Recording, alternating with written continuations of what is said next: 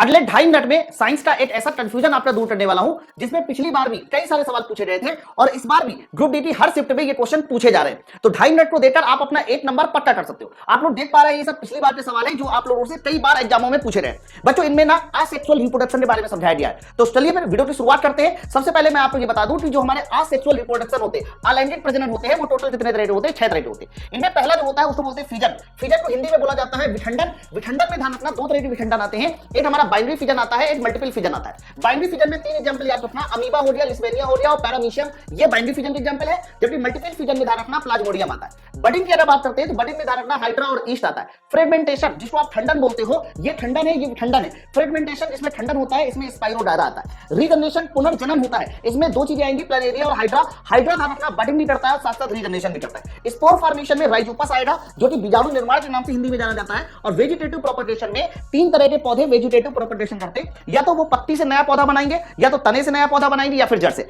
पत्ती से नया पौधा बनाते हैं उसको ब्रायोफाइलम के नाम से जाना जाता है। ब्रायोफाइलम एक ऐसा प्लांट होता है जिसको हिंदी में पत्थर चटा के नाम से जाना जाता है। तने से नए पौधे बनाने वाले जो पौधे होते हैं आलू, गुलाब और अदरक, और जड़ों से वेजिटेटिव प्रोपगेशन करते हैं शकरकंद और अमरूद।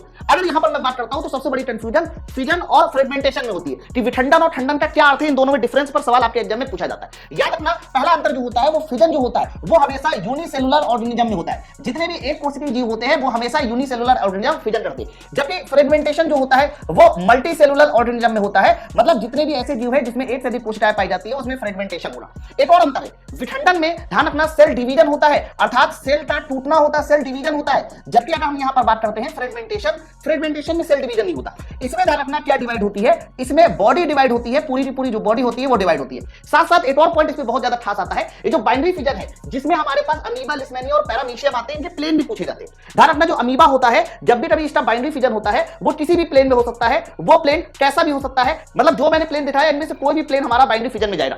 अर्थात अमीबा की बात करते हैं तो अमीबा का प्लेन फिक्स नहीं है, ये प्लेन हमारा कोई भी प्लेन हो सकता है। जबकि लिस्मेनिया की बात करते हैं तो लिस्मेनिया का प्लेन फिक्स है, ये प्लेन हमेशा ध्यान रखना उसकी लंबाई के पैरेलल में आता है और लंबाई के पैरेलल वाली जितनी भी एक्सिस होती है उसको हम लोग अनुदैर्ध्य एक्सिस के नाम से जानते हैं। लिस्मेनिया बाइनरी फिजन करता है अनुदैर्ध्य एक्सिस के अबाउट, और जबकि पैरामीशियम की बात करते हैं तो पैरामीशियम जो बाइनरी फिजन करता है वो ट्रांसवर्स एक्सिस के अबाउट करता है, अर्थात अनुप्रस्थ एक्सिस के अबाउट करता है। अमीबा का प्लेन फिक्स नहीं है कहां पर बाइनरी फिजन होगा, लेकिन लिस्मेनिया और पैरामीशियम का प्लेन एकदम फिक्स है। इसका जो बाइनरी फिजन होने वाला है ये हमेशा इन अ फिक्स प्लेन होगा, अर्थात इसका जो भी प्लेन होगा वो हमारा फिक्स होगा।